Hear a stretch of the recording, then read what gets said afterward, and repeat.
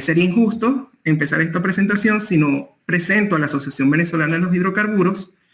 La Asociación Venezolana de los Hidrocarburos es una asociación civil que agrupa a las empresas petroleras nacionales e internacionales que se dedican a la exploración y producción de petróleo y gas natural en Venezuela. Somos poquitas empresas, pero somos empresas que de gran valor, de gran trayectoria y que por supuesto han contribuido a la formación de capital nacional en Venezuela. Tenemos a Chevron, tenemos a Shell, tenemos a Eni, Repsol, empresas que se pueden decir de Occidente, pero también contamos con empresas como CNPC de China, Mitsubishi, ONGC, y lo importante es que esto ha sido un espacio para que todas las empresas dedicadas a la exploración y producción de hidrocarburos en Venezuela puedan proveer, puedan compartir, puedan intercambiar acerca de las reivindicaciones del sector, y nosotros como equipo ejecutivo de la Asociación Venezolana de los Hidrocarburos podamos divulgar esos mensajes institucionales a todo el sector del sector público, pero también a la sociedad civil. Y sobre todo, pues como dice ahí nuestra misión, fomentar el diálogo y la cooperación para la sostenibilidad de la industria de los hidrocarburos. Y por supuesto que el marco fiscal es uno de tantos puntos que debemos afrontar como reto para la estabilización y sostenibilidad de nuestra industria, por lo menos para los siguientes años. A pesar de que estamos en una época electoral, que bueno, en esta época pues, los sectores económicos suelen disiparse, ¿no? Pero ¿por qué debemos estudiar el marco fiscal? Bueno, evidentemente porque el marco fiscal impacta sobre lo que es el flujo de caja. Si no hay una capacidad de proveer flujo de caja en la actividad petrolera, eso no es competitivo, no se promueven las inversiones porque las que ya están se van disipando y eso ya da señal de qué pudiera pasar si viene un nuevo inversionista. Hay un elevado riesgo país y por supuesto que si en este sector que es intensivo en capitales, es necesario, cuando hablamos de un sector intensivo en capitales, es necesario hablar de que está vinculado a un acervo tecnológico. Entonces, si no hay esa capacidad de generar flujo de caja masivo, atractivo para el inversionista, pues no se puede fomentar un modelo a largo plazo dentro de este sector. Entonces, es muy importante que ese marco fiscal, que no significa, y me anticipo a esto porque yo no voy a pedir aquí que es reducción de impuestos, no, sino una optimización que permita que sea atractivo el negocio sin que el Estado disminuya su capacidad de recaudación fiscal. Ahora, para irnos más a detalle al contexto de Venezuela, estas son las empresas mixtas que han tenido su desempeño por lo menos hasta febrero de 2024. Yo señalo aquí en rojo aquellas empresas mixtas que todavía se encuentran en producción cero. Nosotros sabemos que la industria viene de un problema de desinversión, hay problemas de corrupción notables, ya son notables y han sido públicos, no tengo que ser discreto en esto. Hubo una fuga de talentos muy importante, la desprofesionalización, tenemos unos ingenieros geofísicos de petróleo muy bien formados, pero muy mal remunerados. Y por supuesto, el tema de las sanciones / medidas coercitivas unilaterales, como dice el sector oficial, que han tenido incidencia para que haya empresas mixtas cuya producción sea cero. Afortunadamente, nosotros actualizamos esta lista de empresas mixtas y bueno, las líneas rojas no son tan masivas si yo hubiera mostrado la lista de empresas mixtas, por ejemplo, del año 2022. Pero todavía tenemos empresas mixtas cuya producción es cero y que es necesario proveerle un buen modelo de negocio que permita que por lo menos vayan dando sus primeros pasos. Por supuesto, todo esto viéndolo no al corto, sino a largo plazo. Ahora, para poder hablarles hoy de impacto fiscal y tributario en Venezuela, en el sector petrolero, lo primero que tengo que introducirles es un término que no solemos ver nosotros como estudiantes de economía, sobre todo en una materia de economía petrolera, que se llama government take. ¿Qué es el government take? El government take es un término que se refiere a aquella porción del beneficio neto del inversionista, ¿ok?, que se apropia el Estado por concepto de regalía, impuestos y otras contribuciones, ¿ok? No todas las contribuciones son impuestos y hay que tener en cuenta que la regalía no es un impuesto. La regalía es un concepto separado del impuesto. El impuesto es porque hay una potestad del Estado ante las personalidades jurídicas por sus fines de lucro. La regalía es un derecho que tiene el Estado por ser dueño de un recurso. Entonces son dos cosas distintas. Lo que pasa es que la regalía, más algebraicamente, actúa como un impuesto. Pero conceptualmente, en teoría, son dos conceptos distintos. Entonces, si nosotros queremos calcular el índice de government take, nosotros tenemos que sumar lo que es la regalía, lo que son los impuestos, los dividendos, si hay una empresa del Estado participando como socio de esa actividad, y por supuesto las otras contribuciones que se suelen dar. Y eso lo divides entre el beneficio antes del pago de impuestos, o lo que llaman el EBIT, ¿ok? Ese índice de government take, entonces lo que me dice es cuánto capta el Estado por cada $100 hipotéticos que tenga como beneficio neto una empresa. Si nosotros queremos revisar el índice de government take en América, pues nosotros podemos ver, por ejemplo, Brasil 72%, un país que ha tratado el sector petrolero con cierto nivel de estatismo. Tenemos Argentina, cuyos campos, sobre todo el tema del campo de vaca muerta, es muy similar al de Venezuela, tiene un government take del 55%. Colombia, que lo tenemos al lado, tiene un índice de government take del 78%. Tenemos además a Guyana, que hay un tema delicado por el tema del Esequibo, 57%, pero tienes a una Venezuela que está en un 95%. Cuando tú ves esa cifra en comparación con Brasil, Colombia o Guyana, bueno, evidentemente, al momento de un inversionista quiera tomar una decisión, ya sabemos que el índice de government take es un criterio que lo que va a hacer es una aversión hacia Venezuela para poder ejercer un proyecto de inversión en el sector petrolero. Yo lo que quiero decir con esta gráfica, y ya algebraicamente está demostrado estadísticamente, es la relación que existe entre las reservas restantes de un país con respecto a su índice de government take. Lo que se plantea aquí es que a mayor government take, mayor nivel de reservas restantes van a quedar en ese país. Es decir, ese petróleo que tiene con reservas va a quedarse en el subsuelo. Este índice lo que dice es que por cada barril que tú produces, ¿cuánto se van a quedar de reservas? ¿O cuánto se va a quedar en el subsuelo? Entonces, si yo miro el caso de Venezuela, que tiene un índice de cercano de 95%, por cada barril de petróleo que esté produciendo, 3 barriles de petróleo van a quedar en el subsuelo. Un aproximado, ¿no? Entonces, nosotros hemos visto que hay países que han venido disipando o han venido optimizando ese índice de government take de modo tal que las reservas restantes que se vayan a quedar en el subsuelo vaya disminuyendo y vaya generándose mayor producción en esos países. Ahora, ustedes me dirán, y sobre todo, aquí que no todos son economistas, aquí hay una compañera que es ingeniera de petróleo, y suelen comentar, bueno, sí, ciertamente Venezuela es un país que se caracteriza por un nivel alto de impuestos, de alícuotas, de carga fiscal, pero yo también tengo a Noruega y tengo a Arabia Saudita, un país que no es OPEP y otro país que sí es OPEP, que a nivel de fiscal también son muy elevados, que también hay una voracidad fiscal en esos países. Pero veamos algo, y aquí traigo esta tabla.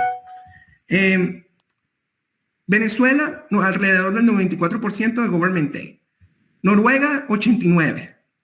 Arabia Saudita, 92%. Pero revisemos otros parámetros. Derechos de propiedad, revisemos el modelo de negocio, revisemos la capacidad de comercializar en el mercado internacional. Venezuela tiene unos valores que cada vez están tendiendo a cero.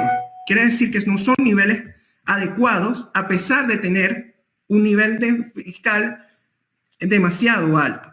Pero en Noruega y en Arabia Saudita sí, tú pagas un nivel excesivo de impuestos, hay una alta carga fiscal, pero tienes derechos de propiedad, gozas de un buen modelo de alternativas, de modelos de negocio atractivos para la inversión y algo muy importante, la capacidad de comercializar en el mercado internacional. ¿Qué quiere decir? Sí, en esos dos países la carga fiscal es muy elevada, pero al final, como decimos los economistas, es un costo de oportunidad que yo prefiero asumir por otros beneficios, porque al final mi productividad y competitividad en esos países me va a permitir generar ganancias absolutas, aunque la carga fiscal sea muy elevada. Si yo produzco una torta grande, ¿ok? Y aunque la carga fiscal sea muy elevada, yo voy a tener una porción de ganancia absoluta sobre esa torta gigante demasiado atractiva. Pero si tú tienes tú vas a un país como Venezuela, donde no hay un índice elevado de derechos de propiedad, una buena capacidad de ofrecer modelos de negocio y una capacidad de comercializar adecuado bajo unos criterios de seguridad jurídica, entonces lo que voy a tener es una torta pequeña, pero de esa torta pequeña gran parte se la va a acaparar el Estado. Ergo, ganancias absolutas van a ser muy disminuidas en ese tipo de países.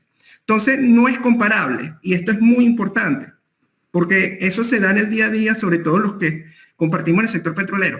Un Noruega y una Arabia Saudita, su marco fiscal y tributario no es comparable con el de Venezuela, por todos estos parámetros que les estoy comentando.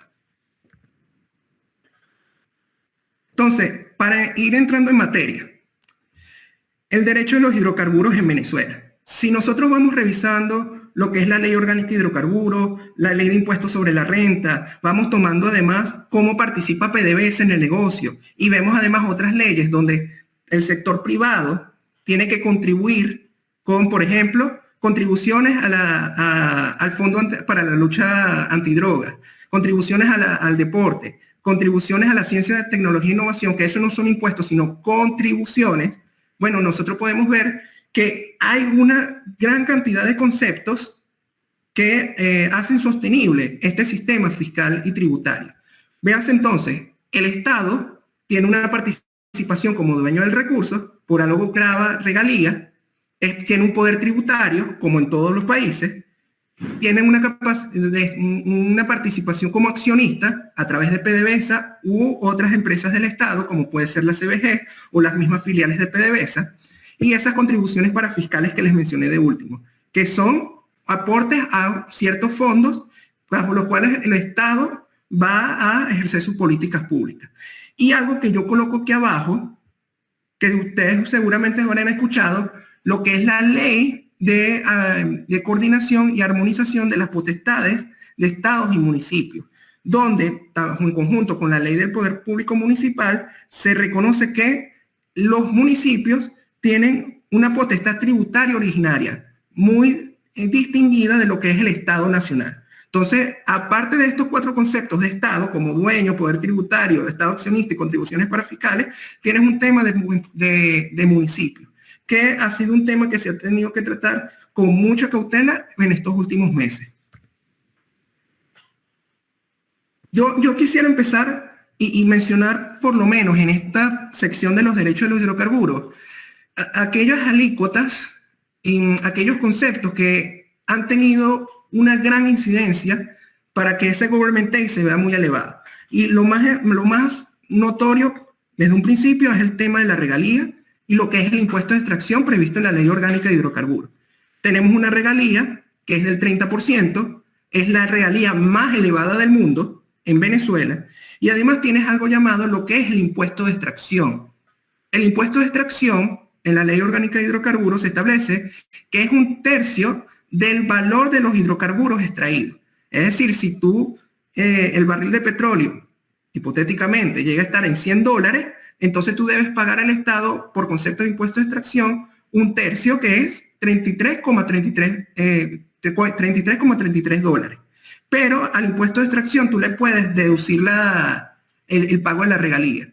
Entonces quiere decir que en términos prácticos el impuesto de extracción es 3,33%. El problema no es la alícuota del impuesto de extracción. El problema es que tú no puedes ejercer unos incentivos a través de la regalía. ¿Por qué?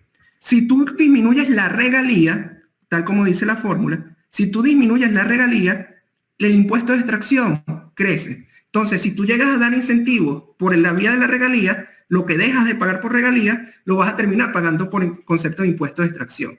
Entonces, es muy importante aprovechar esos artificios que se encuentran dentro de la Ley Orgánica de Hidrocarburos para que cuando vayan a darse un incentivo a través de la regalía, también pueda darse un incentivo por la vía del impuesto de extracción, lo que está permitido en la ley. Pero es muy importante que no nada más se toque la regalía, sino que se tenga que trabajar con el impuesto de extracción. Si nosotros revisamos también los términos y condiciones para la creación y funcionamiento de las empresas mixtas, hay algo que se llama el shadow tax, o en castellano lo que es el impuesto sombra. El impuesto sombra es un mecanismo que busca garantizar al Estado el 50% de los hidrocarburos extraídos. Esa es la política del 50-50, de modo tal que todo el 50% de esos ingresos vaya garantizado hacia el Estado venezolano. ¿Qué le puedes deducir tú al shadow tax? La regalía, el impuesto sobre la renta y el impuesto de extracción.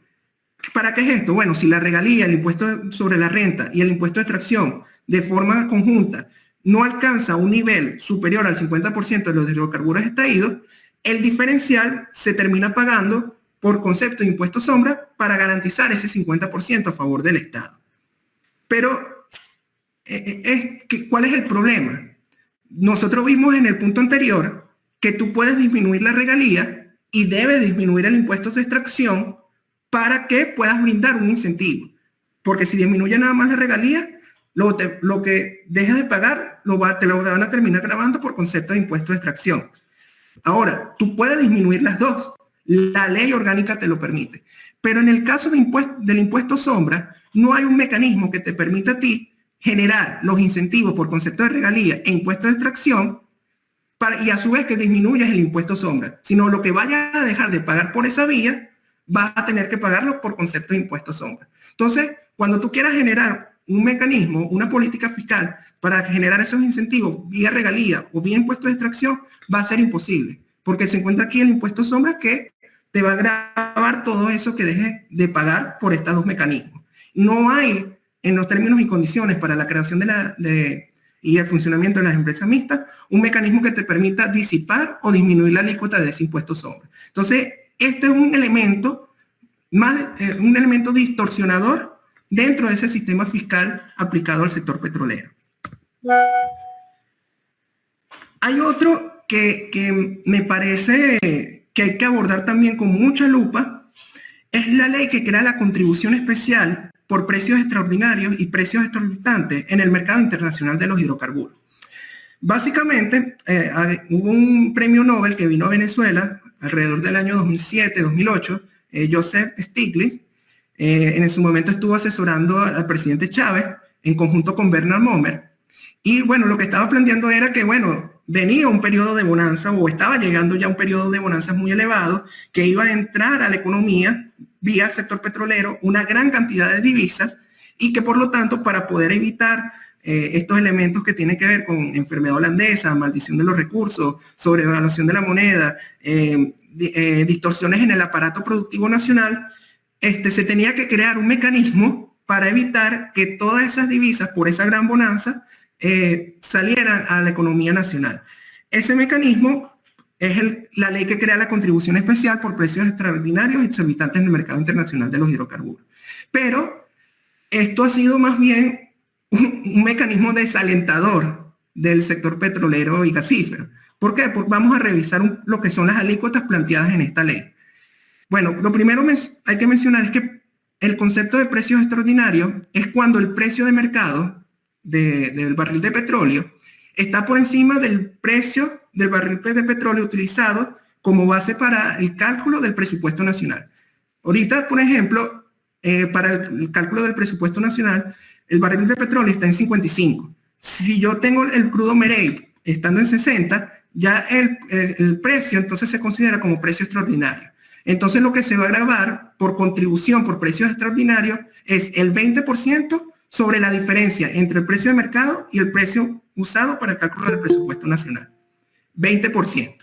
Pero ahora entramos a algo que se llama precios exorbitantes, que se considera cuando el precio de mercado está por encima de los $80 por barril. ¿Qué ocurre? Cuando ese precio de mercado está por encima de 80 y por debajo de 100, se graba 80% de la diferencia entre el precio de mercado y 80, más el cálculo por precios extraordinarios. Si el precio está por encima de 100, la alícuota va a ser 90% más lo que se haya grabado entre 100 y 80, más el tema de precios extraordinarios. Y si el precio llegara a estar por encima de 110, se va a grabar 95% sobre la diferencia entre el precio y 110, más lo que estaba entre 110 y 100, más lo que estaba entre 100 y 80, más lo de precio extraordinario. Entonces, vamos a ver más adelante las consecuencias de esta ley que ha generado una anomalía dentro del sector. Hay otros elementos. Por ejemplo, el 50% de la alícuota del impuesto sobre la renta.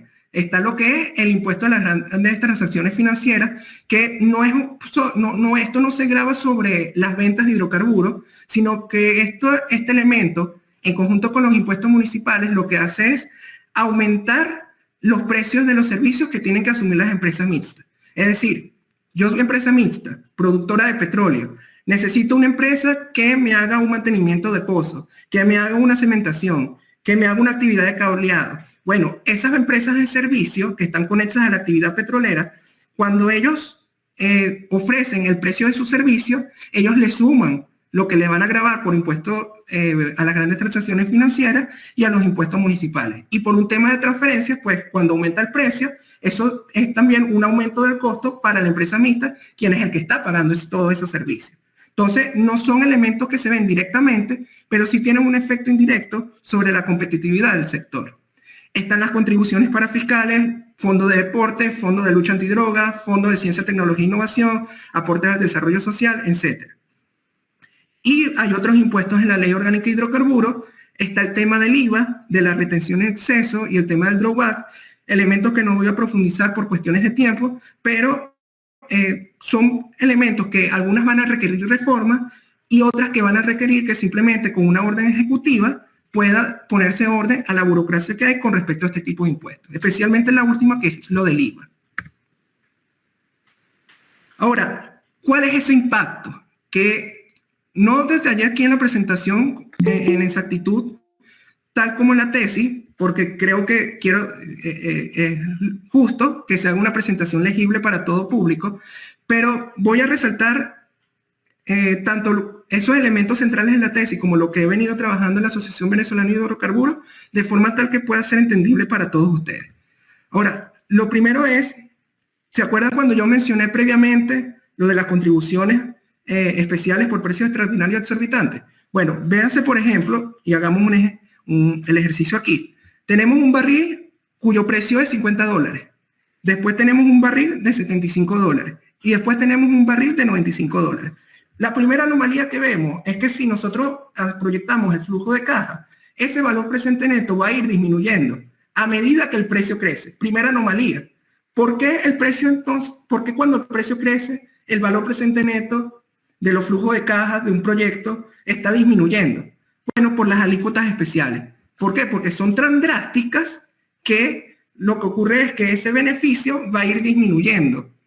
Entonces, está ocurriendo algo muy contrario a lo que ocurre en cualquier otro país que también se desarrolla la actividad petrolera, que es que cuando crece el precio, tú capitalizas mayores ganancias. Quizás no de manera a tasas exorbitantes, porque aplican su mecanismo de estabilización macroeconómica, pero esto es muy exagerado, porque entonces le estás diciendo al inversionista que es preferible que los precios no aumenten para generar unas ganancias adecuadas, pero que no vas a masificar en periodos de bonanza.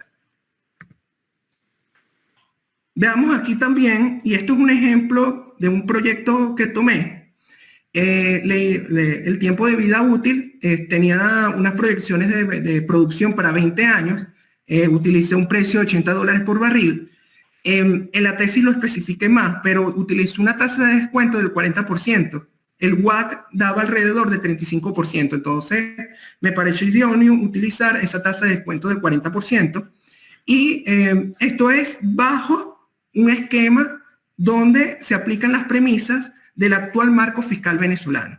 Y bueno, ¿qué ocurre? Tienes una tasa interna de retorno del 49%, está por encima de la tasa de descuento, lo cual te dice, en teoría, de que inviertas, pero para hacer este proyecto, en el contexto de este proyecto, esa tasa interna de retorno lo considero bajo. Y además, que tienes un retorno a la inversión a los 7 años. Entonces, realmente, bajo este marco fiscal, no se ve atractivo una evaluación económica de proyectos. Ahora, muchos de lo que estudiamos economía, vimos por macroeconomía 1 algo que se llama la curva de Laffer, que es lo que dice es, bueno, si tú optimizas adecuadamente la carga impositiva, el Estado tiene mayor capacidad de recaudación fiscal.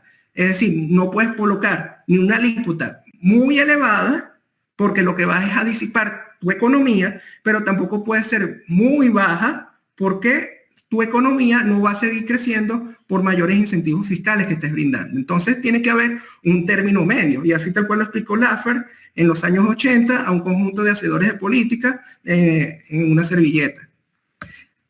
Entonces, cuando nosotros aplicamos otras premisas distintas al actual marco fiscal en distintos proyectos, por ejemplo en campos maduros, cuyo crudo es liviano, mediano, pesado, extrapesado y costa afuera, bueno, estos son los resultados actuales bajo un status quo. Pero si yo, por ejemplo, aplico un esquema de regalías variables más adecuado bajo los incentivos que brinda la actual ley orgánica de hidrocarburos, se llegara a dar una hipotética reforma a esa alícuota del 50% para el impuesto sobre la renta, se llegara a eliminar el impuesto sombra, y bueno, se disipa o hay una dedicación de todo ese esquema planteado en la ley que crea la contribución por precios extraordinarios exorbitantes, nosotros podemos plantear un government take del 74% para campos maduros, un government take del 81% para campos pesados y extrapesados, y para costa afuera 76%.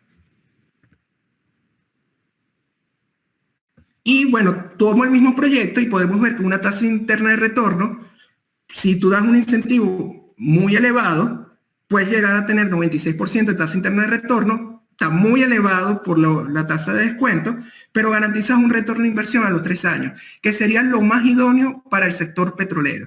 Ya sabemos que el sector petrolero es un sector intensivo de capitales, y por ser intensivo en capitales, por supuesto, tú no puedes esperar un retorno de la inversión al primer año o al segundo año, pero tampoco es para que tú esperes al 10º año, porque si no, durante esos 10 años la actividad no va a ser sostenible en términos financieros para esa empresa mixta.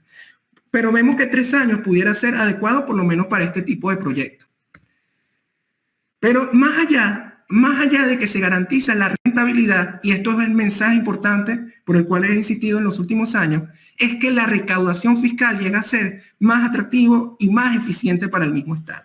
Si nosotros aplicamos en ese proyecto que yo les mostré, ahí utilicé como precio de barril $80, pero si nosotros aplicamos el modelo de simulación de Monte Carlo, le aplicamos una distribución normal a esa función de precio entre 50 y 120, mantenemos el proyecto en 20 años, tasa de descuento 40%, nosotros podemos ver que un government take entre el 80 y 85% puede ser adecuado para que la recaudación fiscal del Estado sea lo máximo posible. Y aquí estos niveles de valor presente neto también son atractivos para el inversionista. Entonces esto es un escenario de ganar-ganar.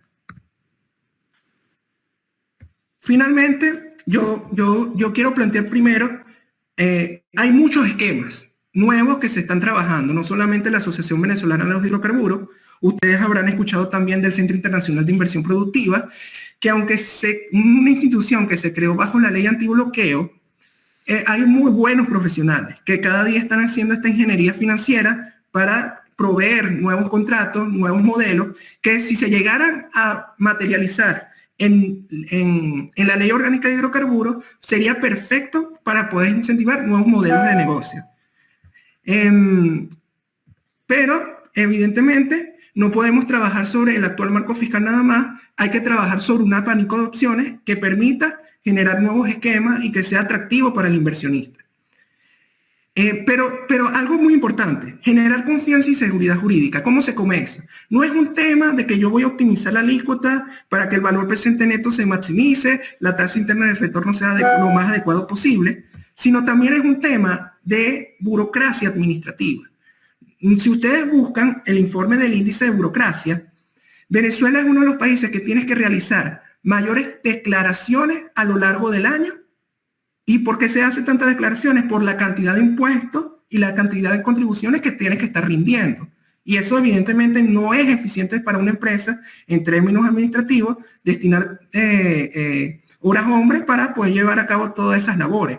Mientras tú tengas un número simplificado de impuestos y una regalía adecuada, legible, clara para el inversionista, nosotros podemos generar esa confianza y esa capacidad de disminuir los costos de transacción que requiere tanto la economía. Hay que reformar el modelo de negocio. No solamente es un tema de reducirle impuestos o disminuir la regalía para que el Estado sea más eficiente, sino también, por ejemplo, hay otros temas de tesis que si ustedes son estudiantes de pregrado pueden ir trabajando. Por ejemplo, el tema de la comercialización. Por ley, la comercialización es una actividad que está reservada al Estado y que designa entonces las empresas del Estado. No tienes un socio B que comercialice de forma autónoma. El caso de Chevron es un tema distinto. Si me hacen la pregunta, yo les hago la aclaratoria. Hay que mejorar los procesos de procura. Hay un tema que es el tema el mercado de capitales, cómo tú vas a financiar a las empresas mixtas o los nuevos modelos de negocio. ¿Cómo va a ser esa participación accionaria? ¿Es sostenible todavía mantener empresas del Estado con más del 50% de capital social en una empresa mixta? Y el tema del gas natural es muy importante. Tenemos una ley orgánica de hidrocarburos gaseosos que es muy atractiva, que ofrece una gama de opciones para que el inversionista privado pueda emprender la actividad adecuadamente. Pero por otras prácticas, todo ese negocio se ha concentrado para que el Estado participe como con una forma interventora. Es decir, por ejemplo, la ley orgánica de hidrocarburos gaseosos te permite que el productor del gas natural sea 100% privado, a distinto de los hidrocarburos líquidos. Pero, y además el productor por ley, puede comercializar ese gas que produce. Pero todos los contratos de suministro están a favor de PDVSA Gas. Entonces, la ley es muy amplia, pero no se le da ese uso amplio. Y hay que hacer un análisis de competitividad porque tienes a Colombia brindando los incentivos fiscales, aunque ahorita aumentó un poco su índice de government take. Tienes a Brasil, que quiere llegar a los 5 millones de barriles diarios. Tienes a una Guyana que quiere entregar, masificar el tema de las actividades de exploración costa afuera para poder empezar a otorgar concesiones. Hay un tema delicado ahí con el Esequibo, pero están ofreciendo unos mecanismos fiscales atractivos, de modo tal que el tema de estos temas geopolíticos llegan a ser un costo de oportunidad para el inversionista. Entonces, esas son mis conclusiones y bueno, muchísimas gracias por toda su atención.